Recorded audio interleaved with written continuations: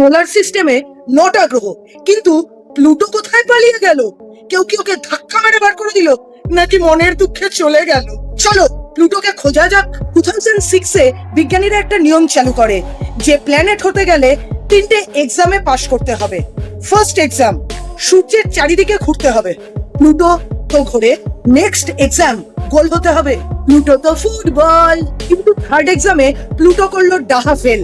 নিয়মটা হলো নিজের কক্ষপথ বা রাস্তা পরিষ্কার রাখা।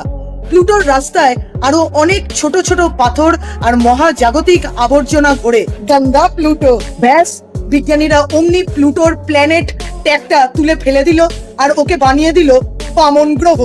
অর্থাৎ প্লুটো কিন্তু কোথাও যায়নি, ও ওর ঘরেই বসে আছে। শুধু ওর প্রমোশন পাওয়ার জায়গায় ডিমোশন হয়ে গেছে। ও এখন সোলার সিস্টেমের সেই বন্ধু যাকে গ্রুপ চ্যাট থেকে লাথ মেরে বের করে দেওয়া হয়েছে। প্লুটো নেই দেখে কান্নাকাটি করছো?